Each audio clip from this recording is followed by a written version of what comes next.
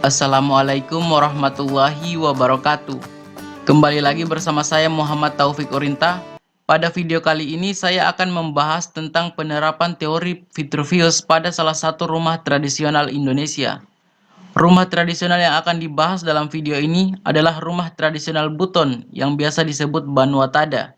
Dan yang akan menjadi contoh bangunan tersebut adalah Istana Malige yang terletak di Kelurahan Tomba, Kecamatan Wolio, Kota Bau-Bau, Sulawesi Tenggara.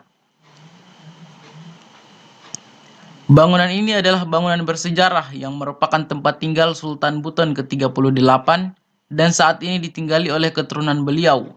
Area suasana sekitar bangunan seperti yang terlihat pada layar dibiarkan tetap hijau dan lestari sehingga menambahkan kesan sejarah yang kuat pada bangunan. Video ini akan membahas teori Vitruvius pada rumah tradisional Buton, di mana aspek yang dibahas adalah utilitas atau fungsi, firmitas atau kekuatan, dan venustas atau keindahan.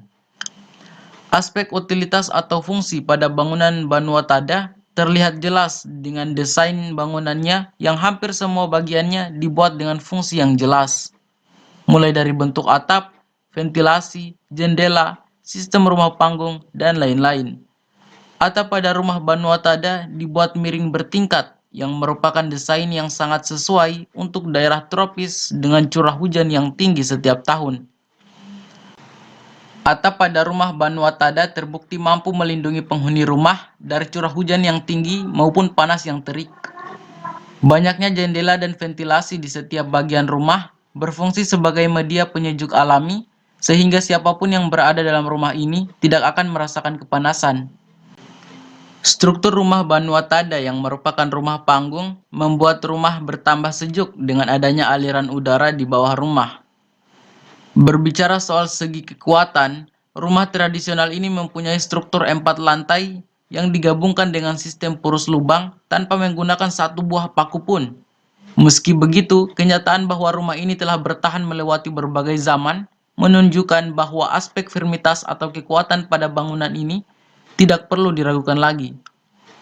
Perencanaan rumah Banuatada memanfaatkan secara maksimal material kayu yang tersedia di alam, dengan peralatan yang dimiliki oleh masyarakat Buton pada masa itu, sehingga dengan sistem teknik ikat dan teknik pros lubang mampu menciptakan struktur rumah Banuatada 4 tingkat yang sangat kokoh seperti Istana Malige yang tetap lestari dan masih bertahan hingga saat ini. Teknik struktur rumah panggung dengan material kayu mempunyai manfaat terhadap firmitas atau kekuatan bangunan, sebab struktur ini adalah struktur yang paling baik digunakan sebagai bangunan tahan gempa yang seharusnya diterapkan pada daerah-daerah rawan gempa untuk meminimalisir dampak yang terjadi bila bencana alam itu melanda. Sistem atap miring juga menambah kekuatan bangunan, di mana atap bangunan tersebut akan mencegah dampak negatif yang dapat timbul dari angin kencang yang dapat merobohkan rumah. Seperti yang kita ketahui, bahwa daerah bercurah hujan tropis juga mengandung kapasitas angin yang banyak setiap saat. Dari segi keindahan, seperti yang dapat kita lihat, rumah tradisional Banuatada dengan segala keterbatasan pada masa lampau berhasil memadukan unsur-unsur keselarasan, keseimbangan, irama, dan proporsi dalam sebuah bangunan. Terlihat pada gambar bangunan, rumah tersebut dirancang dengan memiliki prinsip desain. Kesimetrisan atau keseimbangan yang jelas terlihat antara bagian kiri dan kanan bangunan, serta bagaimana irama yang ditimbulkan terlihat sebagai efek dari atap bertingkat pada rumah tradisional Banuatada. Nilai estetika juga terlihat sangat jelas, mulai dari struktur dan bentuk bangunan hingga ragam hiasnya yang syarat seni rupa maupun seni ukir. Ukiran-ukiran motif flora dan fauna tampak sangat indah pada hampir semua bagian rumah adat tersebut. Hal ini menunjukkan bahwa masyarakat Buton pada masa lampau telah memiliki jiwa seni dan daya kreasi yang tinggi.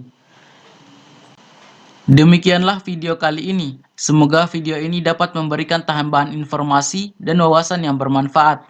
Jangan lupa like, share, dan subscribe agar tidak ketinggalan video-video selanjutnya. Itu saja dari saya. Lebih dan kurangnya mohon dimaafkan. Wabillahi taufiq wal hidayah. Wassalamualaikum warahmatullahi wabarakatuh. Sebagai informasi, saya sudah ke lokasi Istana Malige ini. Rencananya saya ingin mengambil potongan-potongan video agar bisa saya rangkai menjadi video yang bagus. Tetapi karena kesalahan dalam pengambilan video, bukannya merekam horizontal, saya malah merekam vertikal. Akhirnya, daripada saya membuat video vertikal yang kurang menyenangkan untuk ditonton, saya lebih memilih mengumpulkan foto-foto untuk menjadikannya serangkaian video. Saya harap hal ini tidak mempengaruhi proses penilaian tugas akhir ini. Demikian dari saya, wassalamualaikum warahmatullahi wabarakatuh.